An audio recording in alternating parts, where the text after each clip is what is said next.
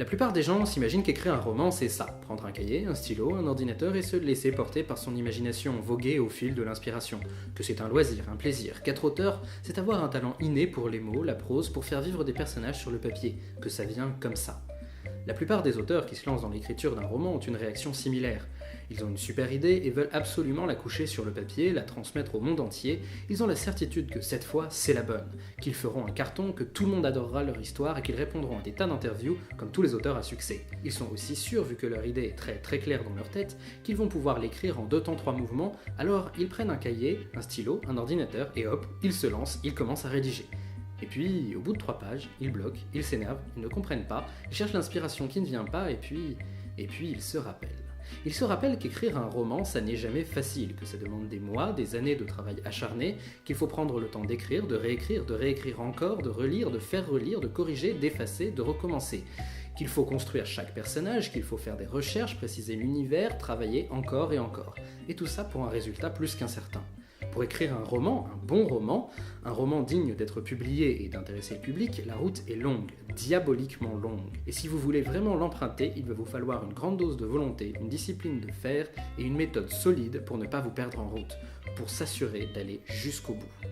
Et c'est pour ça que j'ai décidé de créer cette série de vidéos, pour vous donner une méthode qui vous permettra, si vous la suivez jusqu'au bout, de mener votre projet de roman à terme, quel qu'il soit.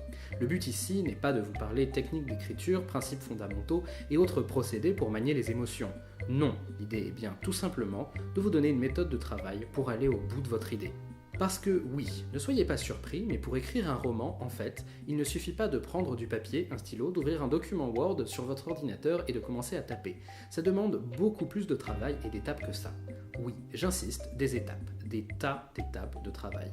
Personnellement, j'ai la chance d'écrire autant de scénarios de films que de romans. Et pour écrire un scénario de film, on nous apprend dès le départ qu'il faut passer par tout un tas d'étapes absolument incontournables. On commence toujours par l'idée, puis par le pitch, la note d'intention, le dossier de recherche, le synopsis, le traitement, le séquencier, la continuité dialoguée, la préparation du tournage, le tournage, la post-production. À chacune de ces étapes, l'histoire est susceptible de changer, d'être réécrite, reprécisée, améliorée. Et pour chacune de ces étapes, à l'exception du tournage, il faut compter 3 à 4 versions avant de passer à la suivante. Et encore, ce n'est que parce que ça coûte trop cher qu'on ne retourne pas le film 3 ou 4 fois. Pourquoi faire autant d'étapes ? Tout simplement parce qu'en séparant le travail en plusieurs étapes spécifiques, on va ainsi pouvoir s'assurer, en théorie, que chaque aspect du récit soit soigné au mieux.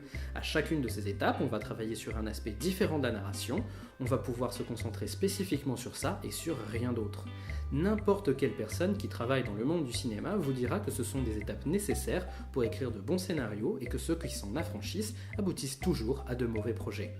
Mais, je ne sais pas pourquoi, dès qu'on parle de roman, toute idée d'étape de travail disparaît.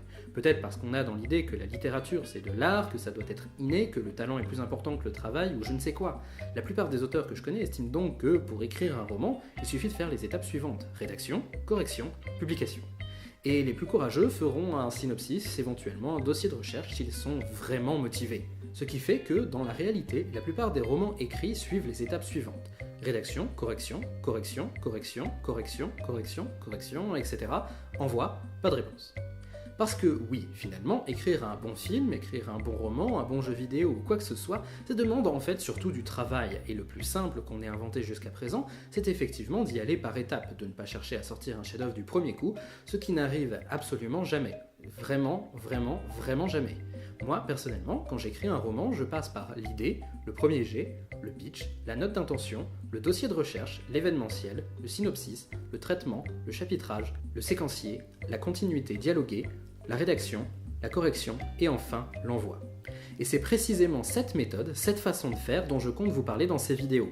Je vais vous détailler chacune de ces étapes, son intérêt et comment bien la gérer pour passer sereinement à la suite. Bien sûr, il s'agit de ma méthode à moi, celle que j'utilise au jour le jour pour mener à bien mes propres projets. Je n'ai pas la prétention de dire qu'elle est parfaite ou même universelle. Je suis certain que la plupart d'entre vous me pensent déjà fou rien qu'à voir le nombre d'étapes que je viens de mentionner. Mais la réalité, c'est surtout que c'est une méthode qui fonctionne, qui a fait ses preuves pour moi et pour d'autres.